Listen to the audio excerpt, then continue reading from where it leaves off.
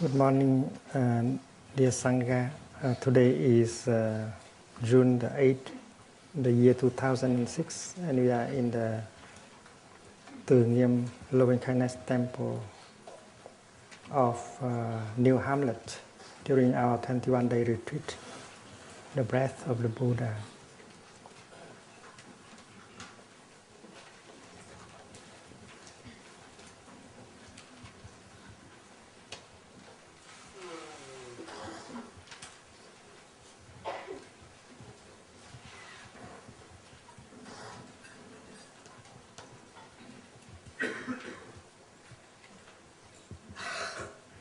Yesterday we spoke of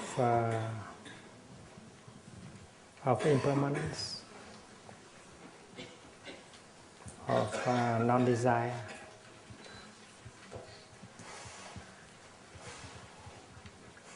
And today we speak of throwing away. Throwing away.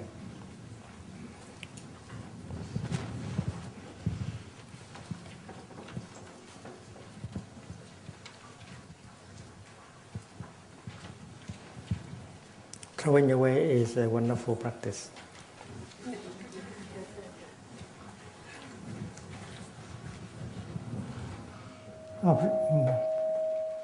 Mind, object,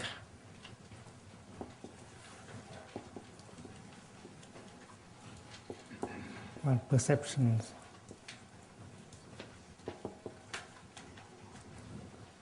The first exercise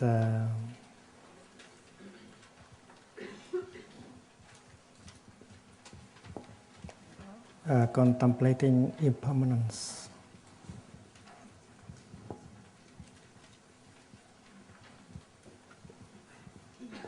I breathe in. Contemplating impermanence, I breathe out. Quán vô thường.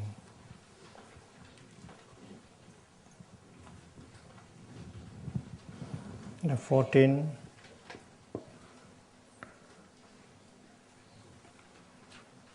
Contemplating throwing away.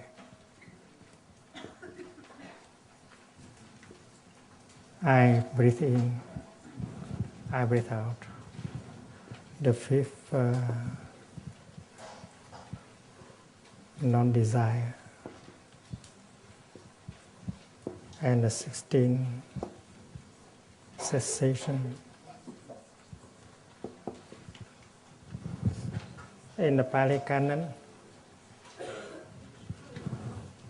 this is also the 13th, but the 14th is non-desire. And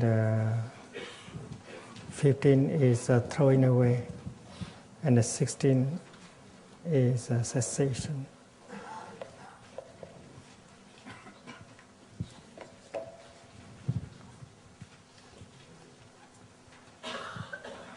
It is interesting to note that in the Chinese version, the practice of throwing away is the one that follows right after impermanence. And the question you might like to ask is to throwing away what? What is to be thrown away? We are in the field of perception. And we have learned that wrong perceptions are the ground of all afflictions. Fear, anger, discrimination, despair. All these kind of afflictions are born from wrong perceptions. So we know, it's easy to know that throwing away here means to throw away wrong perceptions, ideas, notions that are at the base of our suffering.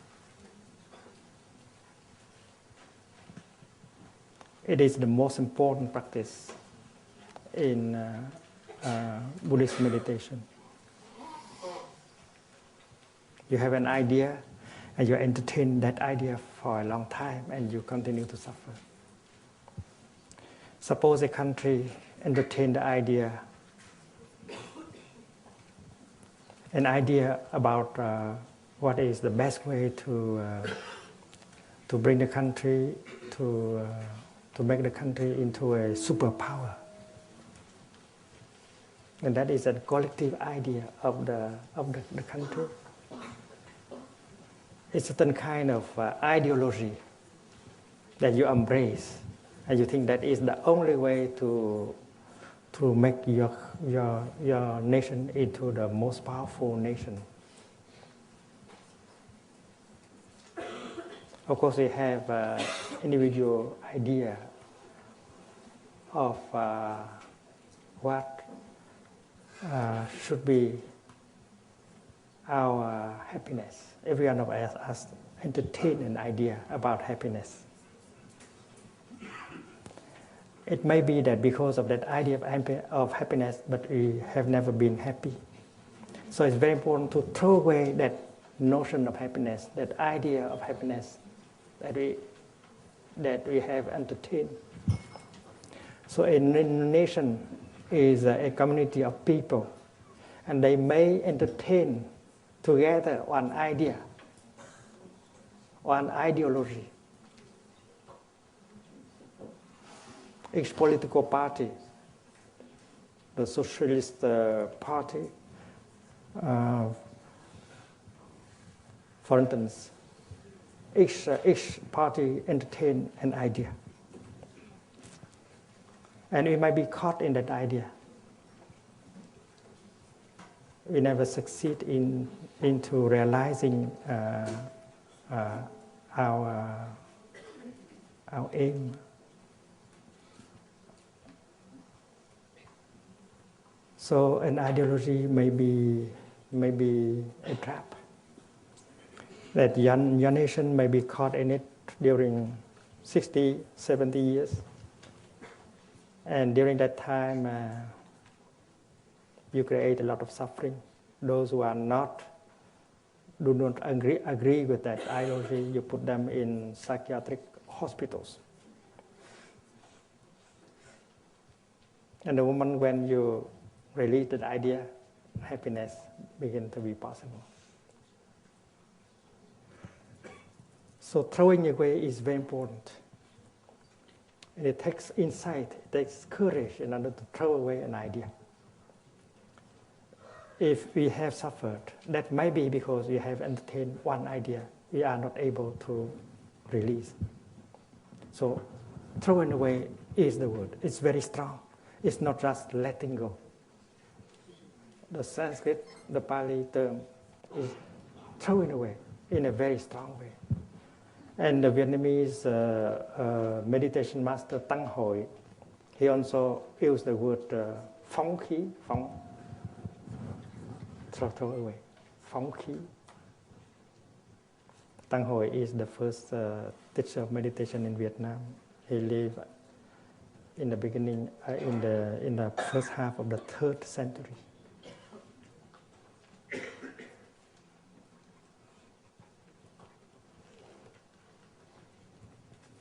We have a book written on his life and his teaching.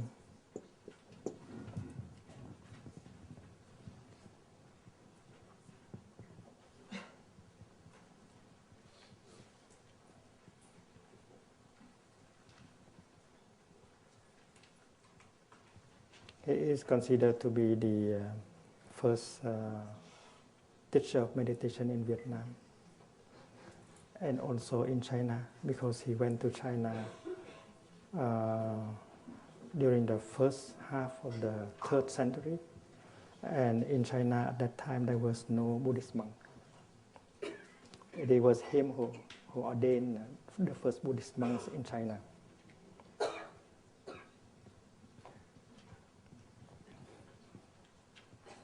He used the word phóng, to throw, throw away.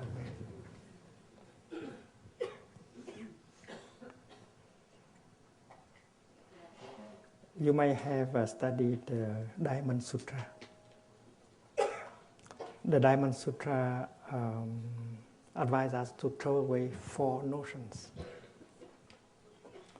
And the first notion is the notion of self.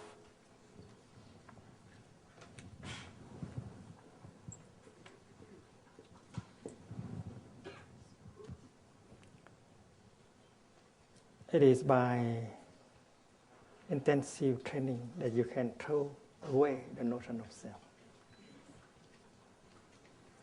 If a couple know how to live in the spirit of non-self, there will be no difficulty, no anger, no discrimination, no despair, because they have realized the truth of non-self. If father and son, mother and daughter have the insight of no self, they look at each other as interbeing, and then there will be no problem. If the north and the south realize that they inter-are, and then there will be no problem. They will be like brothers and sisters.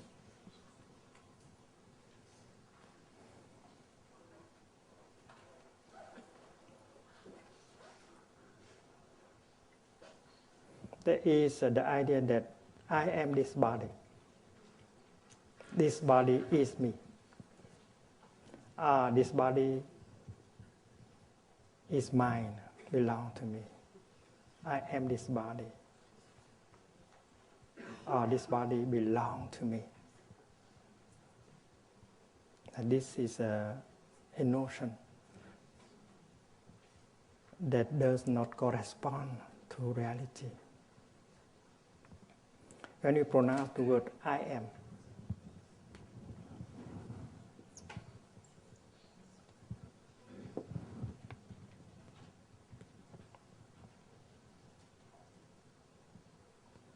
we pronounce it on the ground of that notion, I am.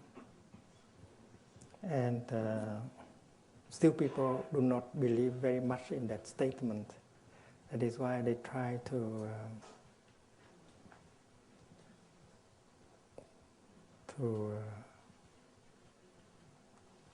justify it with a kind of argument. Like René Descartes, in order to demonstrate that I am is a reality, he said, I think, therefore I am. I am.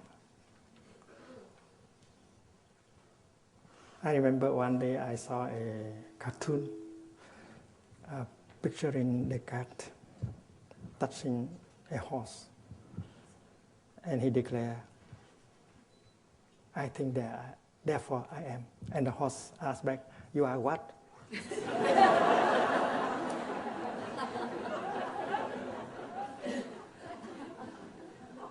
That is a good question. If you can answer what you are, and then you may have a better idea that is closer to reality. When we look deeply, when the father looked deeply at himself, when the son looked deeply at his father, if they look like that, they see that they inter-are. The father is at the same time the son, and the son is at the same time the father.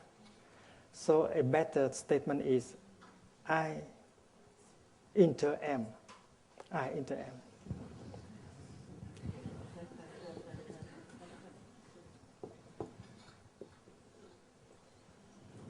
It's closer to the truth in the light of interconnectedness, in the light of interbeing in the light of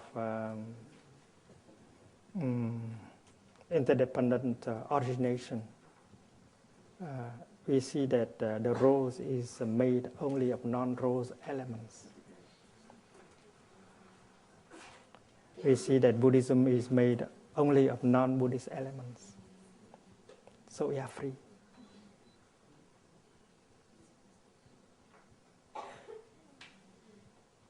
When you are able to see that Buddhism is made of non-Buddhist elements,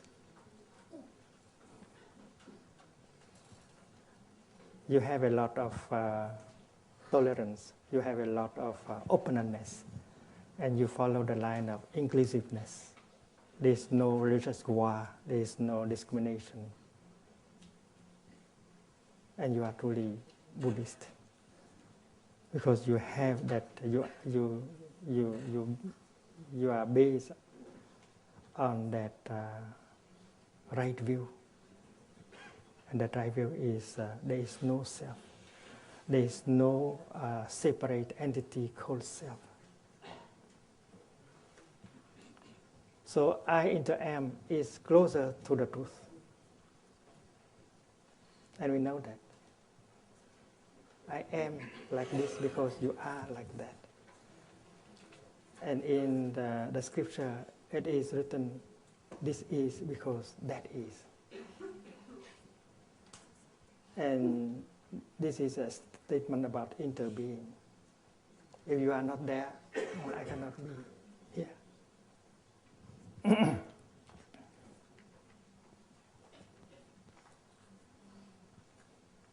So it's very important to throw away the notion I am, the notion self, because it does not reflect the truth.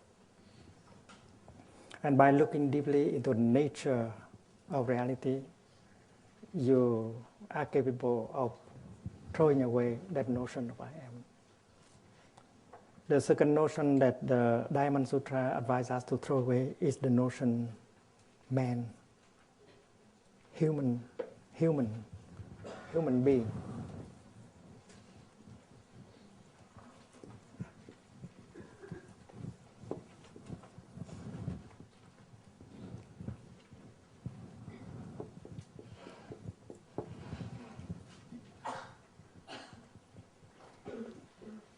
And this is not something too difficult.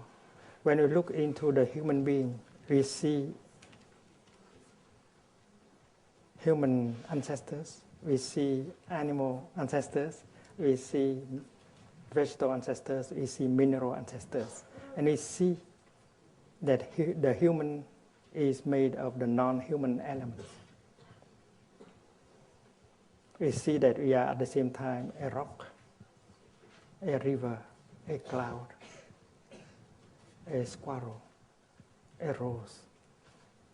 And if we take away all the non-human elements, the human being is no longer there.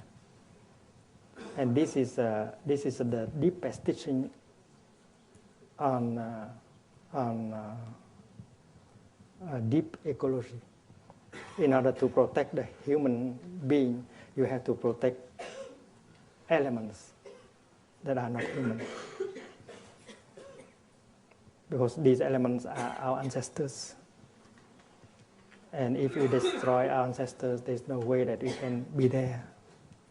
That is why discrimination between man and nature, that is a wrong view. You have to see you as nature, one with nature. And you have to respect life in all its form. And that is why harmony, respect of life is possible.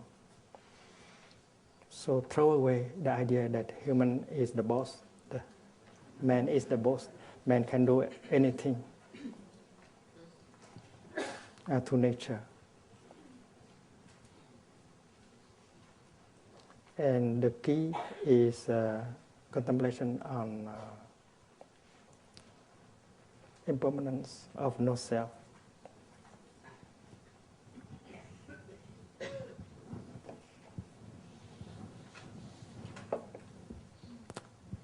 The first is the notion of self to be thrown away. The second is the notion of man.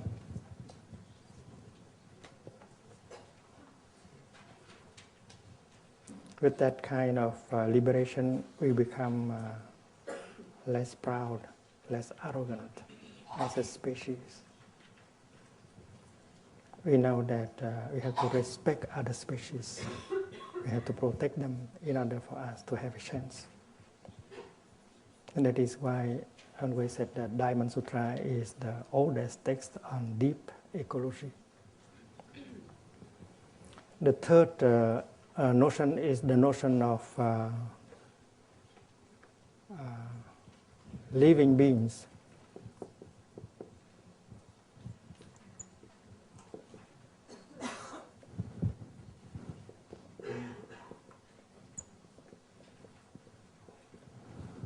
When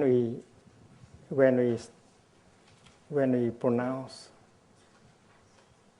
the word living beings, we want to distinguish living beings with non-living beings.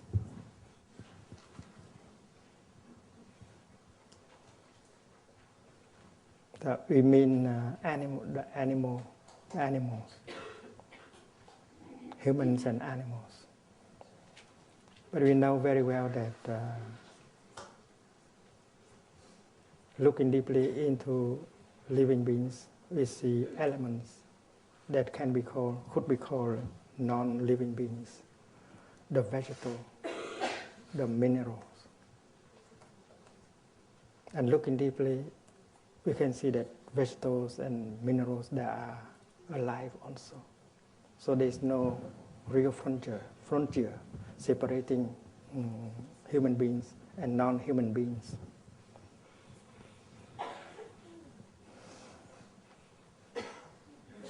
We have the notion of matière inerte, la matière inerte.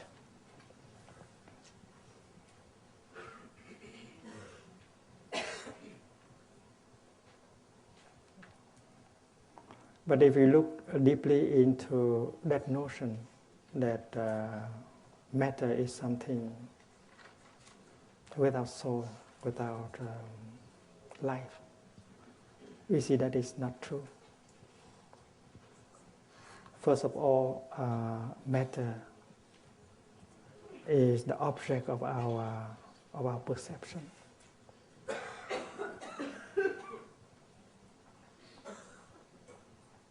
And for a long time, we have believed that matter exists as a separate entity.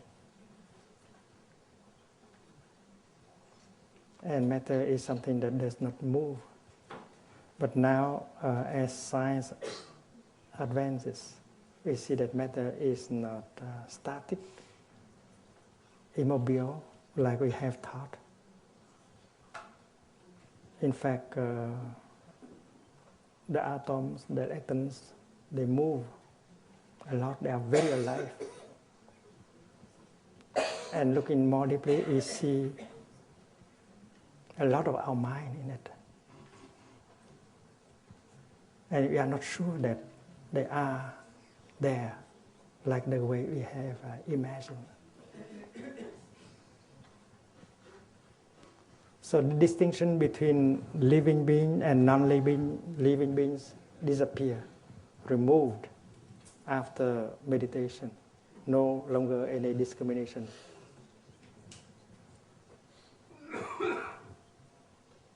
And the fourth notion to be thrown away is the notion of lifespan.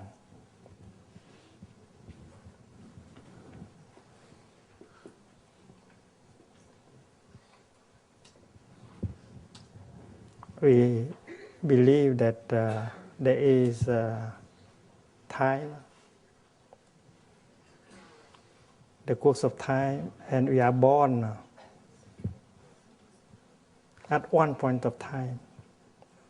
Our birth begins here, and we shall die at another point of time, death. So our life only begins here and ends here, lifespan. And most of us believe believe that. I only spend 70, 80, 90, or 100 years on this planet. After that, I be gone. We believe like that. But as we look deeply, we see that this is a notion, a wrong perception.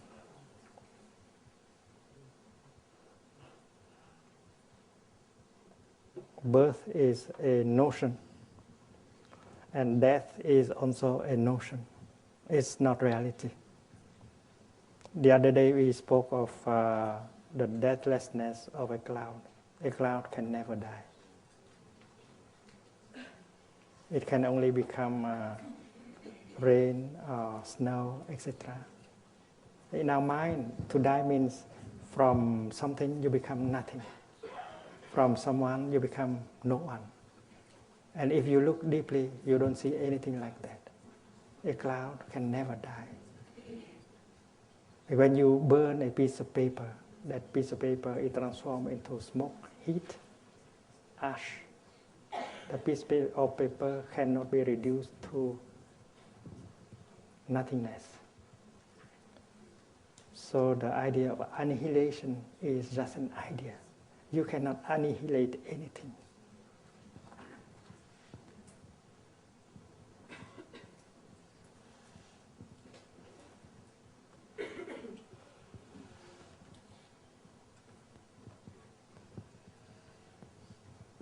And if we look deeply, we see that the nature of the cloud is also the nature of no birth.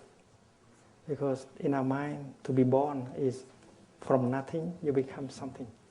From no one, you suddenly become someone. The cloud does not come from nothing. It has come from the water, in the river, in the ocean. It has come from the sunshine, the heat. And we know that the birth of a cloud is a poetic image. It is a new manifestation. Before being a cloud, the cloud has been many other things. So to say that from here to here is being, and from here back is non-being, and from here on is non-being. So we believe that from non-being we become being, and from being we become non-being. And that is a notion to be thrown away. Thrown away. Our true nature is nature of no birth and no death. Birth and death are notions that cannot be applied to reality. Because nothing can be born from nothing, and nothing can become nothing at all. And this meditation, this practice of looking deeply, will bring about insight. They will dissipate our fear, our despair. So that is the four notions, four basic notions that are at the foundation of our fear, our discrimination, our suffering. And that is why the Diamond Sutra advise us to practice looking deeply so that we can throw them away.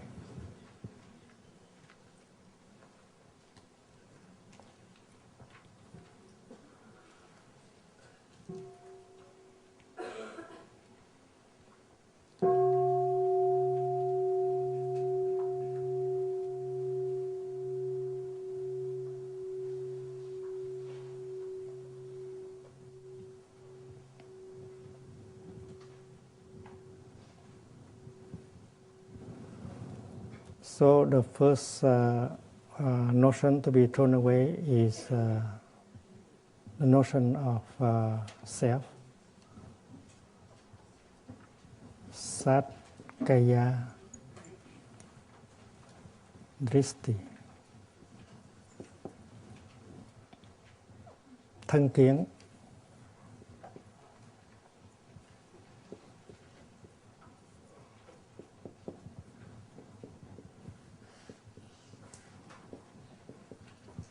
The view that this body is me, this body belongs to me, I am this body is me.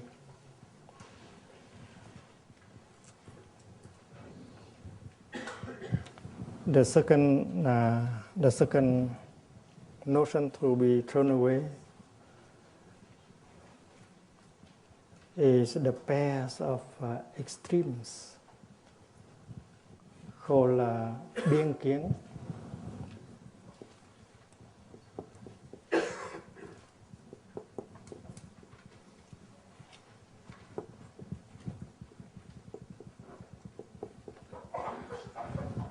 Like birth and death, coming and going, sameness, otherness,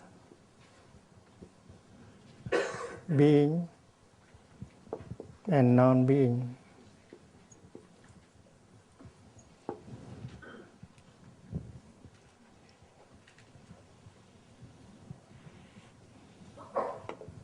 Eternity, eternalism, and annihilation.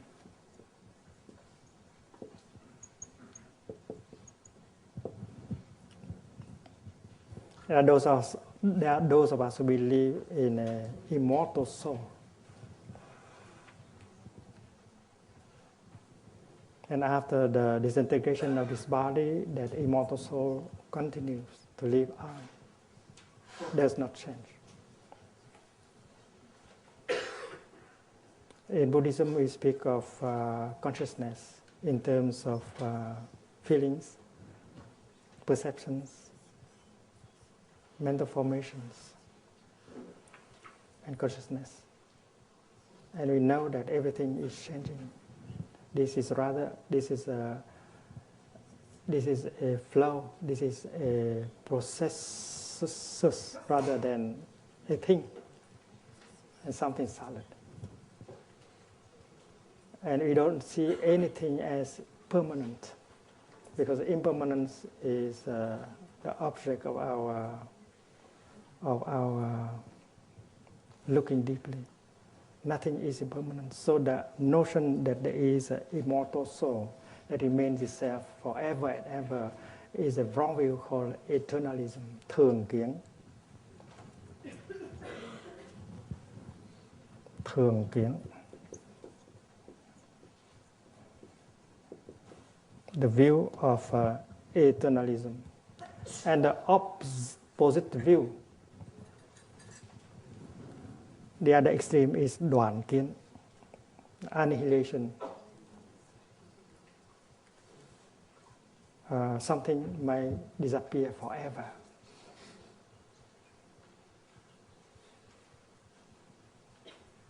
After we die, nothing is left. Absolutely nothing is left. That is another extreme. That is a wrong view.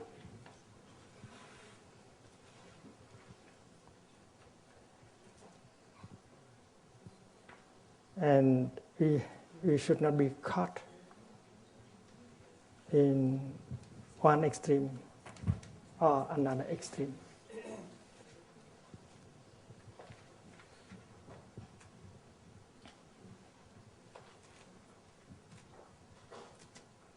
When Lavoisier looked deeply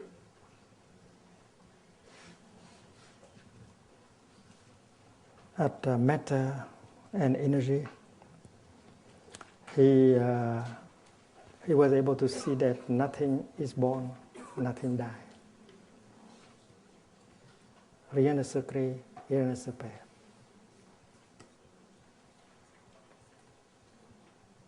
And that statement of his, rien ne se crée, rien ne se perd, coincide with what we read in the Heart Sutra, bất sinh bất diệt, no birth and no death. So birth and death are also another couple, another pair of extremes.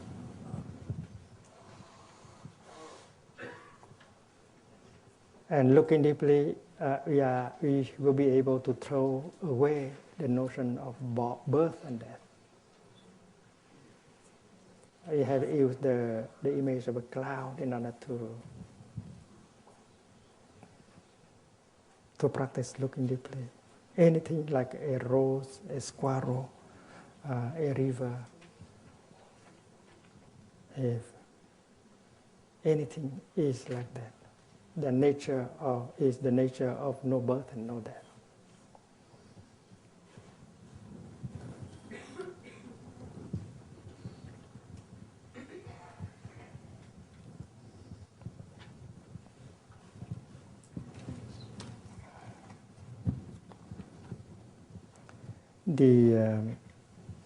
The demonstration of coming and going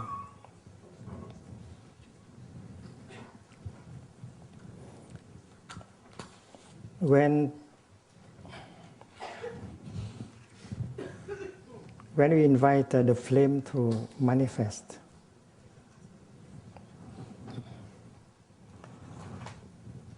you might like to ask the flame, dear little flame, where have you come from? And when the flame is no longer there, you may like to ask the flame, dear little flame, where have you gone? We have the notion of coming and going.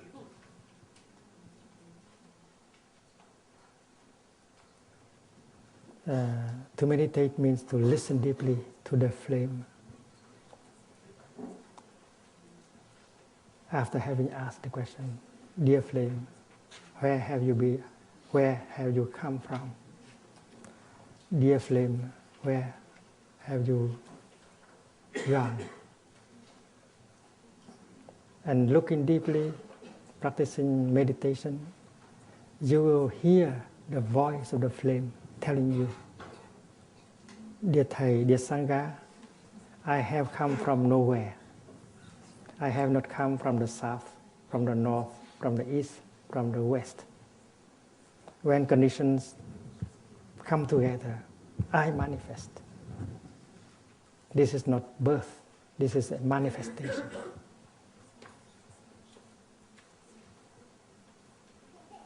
And we know that the flame is right. Her nature is the nature of no coming. When conditions come together and then she manifests, she does not come, she has not come from any directions. So coming is a notion. Going is another notion. Dear little flame, where have you gone? And you listen to the flame, and you hear, dear Thầy, dear Sangha, I have gone nowhere. I have not gone to the south, neither to the north. When conditions are no longer sufficient, I cease my manifestation. My nature is no going, no coming, no going. So the notion of coming and going also are notions to be thrown away. When a being that is so dear to us ceases to manifest in a way she used to, we want to ask, beloved one, where are you now? Where have you gone? And if you listen carefully, she will tell you that she has not gone anywhere. She is still there somehow, And if you have the eyes of a Buddha, the eyes of a practitioner, you can still recognize her in her new manifestations. Because nothing is lost. Rien ne se perd.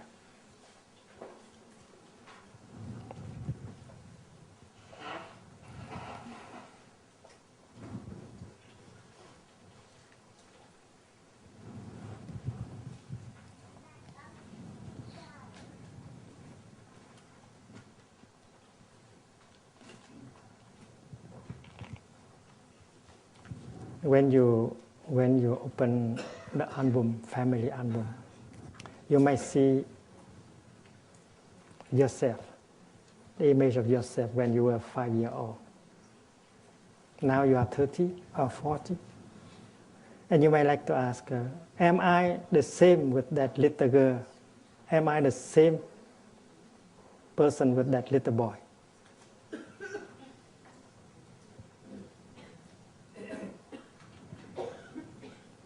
And the good answer is that, well, I am neither the same with that little boy, but I am not a different person either.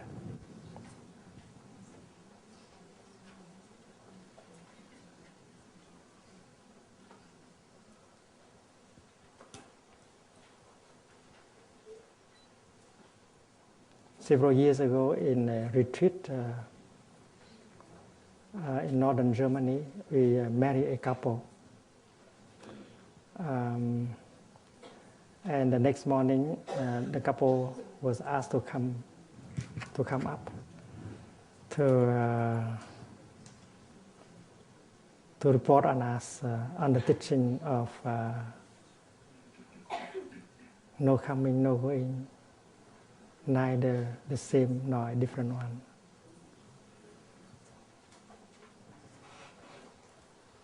And the young man looked at her bride and asked this question, "Darling, are you the same person I married yesterday, or are you a different one?" Because things are impermanent, you know. Nothing can remain the same in 2 consecutive days. So when you love, you worry a little bit. You worry that the other person might no longer love you. So you want to be assured all the time that she still loves you. So since the day before, they have heard about impermanence. They have agreed that things are impermanent, and people also, the mind is impermanent. So there is a ground for the young husband to ask his wife that question, "Darling, are you the same person I married yesterday?" And the lady looked at him, the young lady looked at him smiling and said, "Don't worry, my dear. Although I am not exactly the same person you married yesterday, but I am not a different person either." That is the truth. So the notion of sameness should be thrown away. The notion of otherness should be thrown away. Because if we have succeeded in the contemplation of impermanence, we cannot entertain the notion of eternity, eternalism. And that is why we can stay on the middle path. On the middle path means you are free from extremes, from notions, from pair of opposites. Pair of opposites.